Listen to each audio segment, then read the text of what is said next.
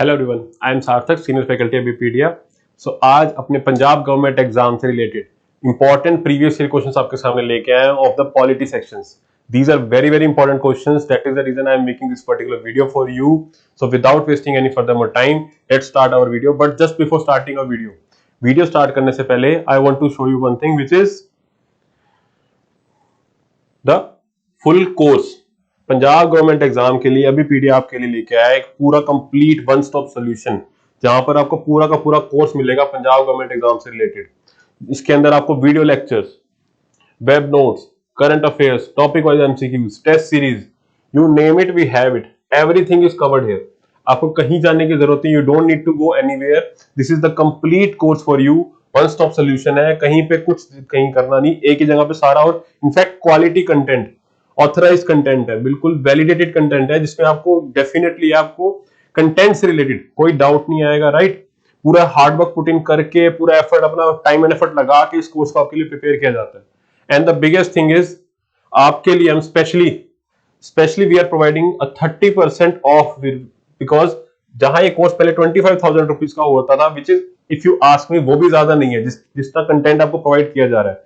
But specially आपके लिए we are launching this course at 30% off, 30% का डिस्काउंट आपको प्रोवाइड कर रहे हैं। Now this course is available at ₹17,500 only.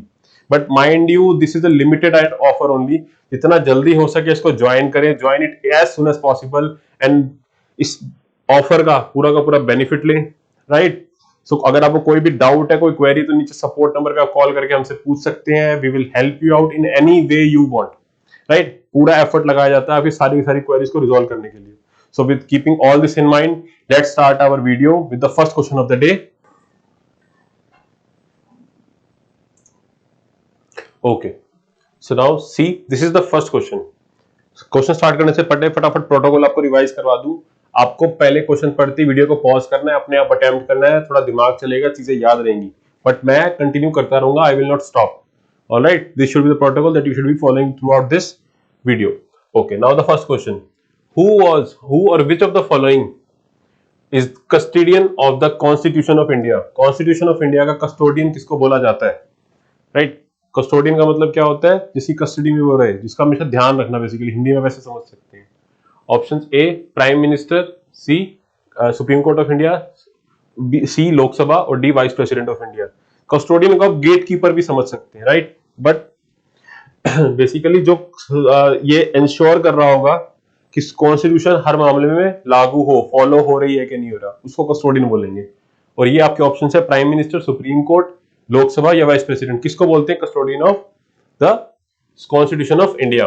And the correct answer for this question is option B, supreme court is rightly said as the custodian of the constitution of India. Do remember this, it is very important, बहुत सारे various exams के अंदर पूछा गया है और अपने exam के लिए इक्वली रेलिवेंट है ये। Okay, next, public account committee PAC constituted by parliament consist of how many members? Public account committee एक बहुत इंपॉर्टेंट कमिटी है, पार्लियामेंट्री कमिटी है, तो इसके कितने मेंबर्स होते हैं इसके अंदर? बहुत इंपॉर्टेंट क्वेश्चन है ये भी अपने आप में। ऑप्शन है 21, 22, 23, 24, 21, 22, 23, 24। क्या करेक्ट आंसर है? कितने मेंबर है पब्लिक अकाउंट कमेटी के? करेक्ट आंसर है इसका option B, 22। Now public account committee को क्या बोला जाता है? मिनी पार्लियामेंट ही बोला जाता है। It is also called as mini parliament. Reason being, इसके अंदर दोनों लोकसभा और राज्यसभा दोनों के मेंबर्स होते हैं। 15 members are from Lok Sabha and 7 members are from Rajya Sabha, right. 15 Lok Sabha के, 7 राज्यसभा के। That is the reason it is also known as the mini parliament as well, because दोनों की रिप्रेजेंटेशन है इसके अंदर। Alright, next, see answer B. Next question, who among the following investigates the issues related to the election of vice president of India? इसमें से कौन सी authority, कौन सी organisation, कौन सी इंस्टीट्यूशन के पास पावर है vice president of India? Vice president of India के election से related कोई भी इशू हो अगर, तो उसमें इन्वेस्टिगेशन की पावर किसके पास है? ऑप्शन है आपके A parliament, B president, C Supreme Court of India, और D Election Commission, right. And the correct answer for this question is option C, Supreme Court of India. C, president और vice president इन दोनों से related, कोई इन दोनों के election से related अगर कोई भी इशू होगा तो उसमें कौन इन्वेस्टिगेट करेगा? Supreme Court of India. Whereas अगर एमपीज और एमएलए के जो इलेक्शंस होते हैं उनमें अगर कोई भी इशू होता है तो उसको कौन इन्वेस्टिगेट करता है? High court. ये पॉइंट आपको रिमेंबर रखना है, ये आपको याद रखना है, बहुत इंपॉर्टेंट पॉइंट है कि vice president and for that matter president as well, president और वाइस प्रेसिडेंट दोनों के इलेक्शन से रिलेटेड जो भी इश्यूज होंगे उनमें कौन इन्वेस्टिगेट करेगा, कौन देखेगा उनको? Supreme Court of India, right? So next question. Okay, so next question is okay, now next question, which of the following does not qualify for curtailing the freedom of speech and expression under Indian Constitution?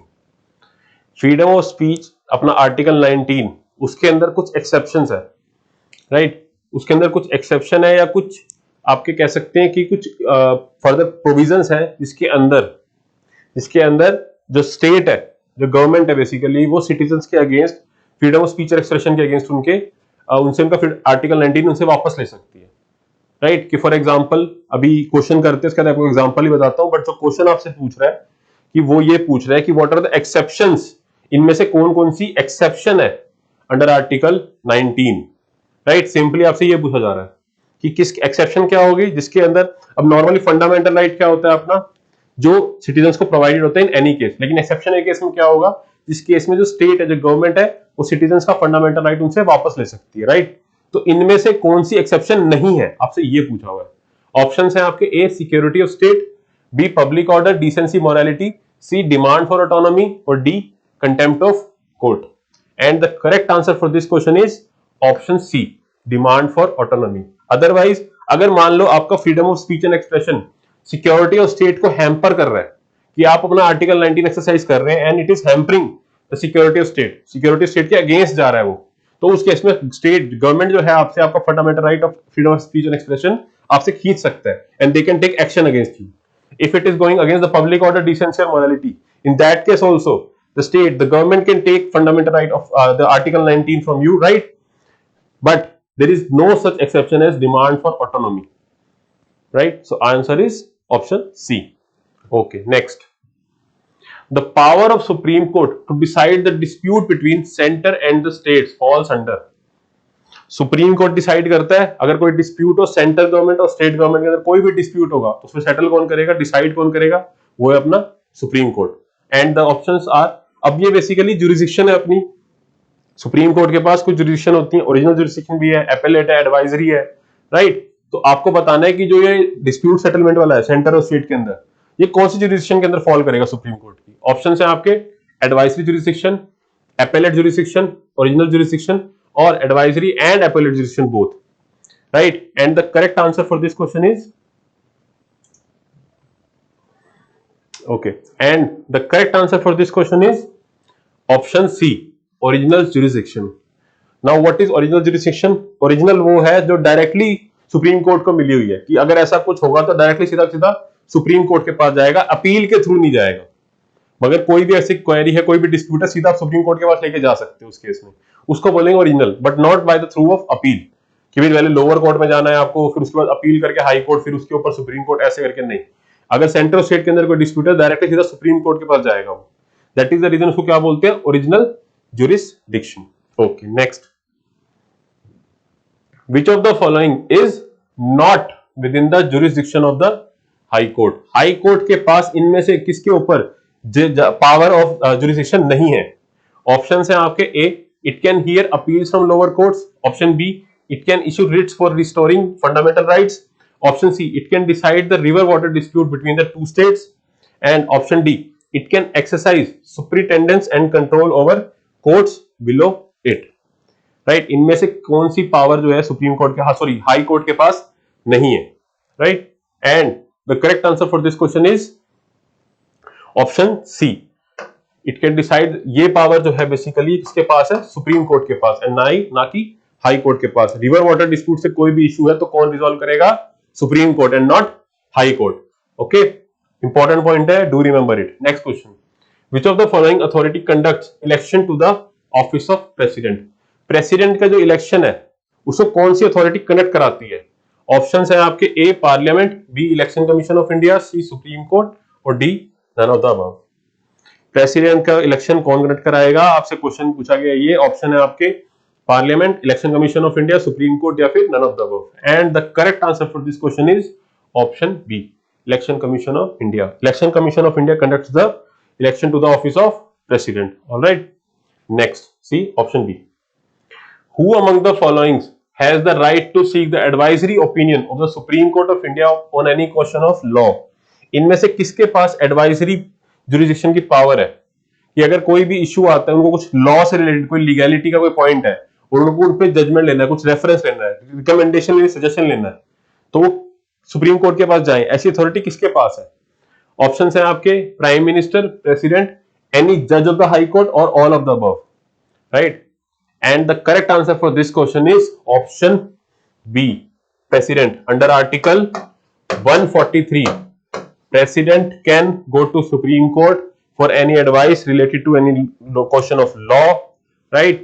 और जो supreme court advice देगा president को, वो president को माननी mandatory नहीं होती, वो सिर्फ रिकमेंडेटरी इन नेचर होती है, प्रेसिडेंट चाहे उसको माने चाहे ना माने। ऑलराइट, ना प्राइम मिनिस्टर ना जज कोई भी, सिर्फ और सिर्फ प्रेसिडेंट के पास पावर होती है। Okay, next, which among the following does not come under the power of chief minister? इसमें से चीफ मिनिस्टर के पास कौन सी पावर नहीं है?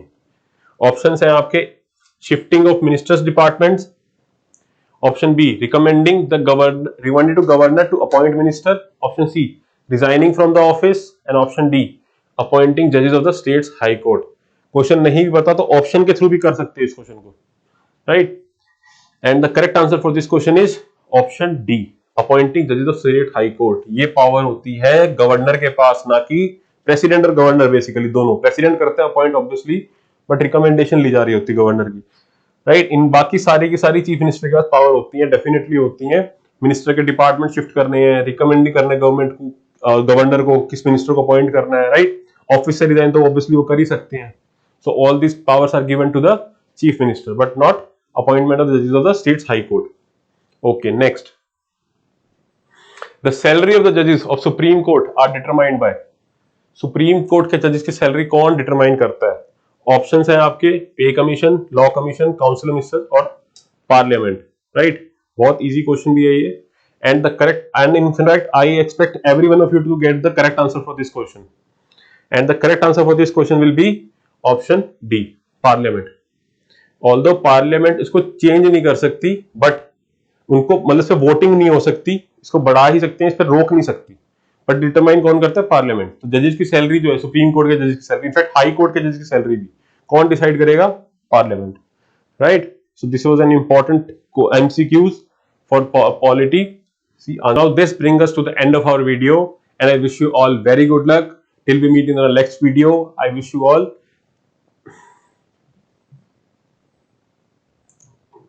okay. So now this brings us to the end of our video. We will meet in the next video, in the next lecture. And till then, take care. Bye bye. Thank you.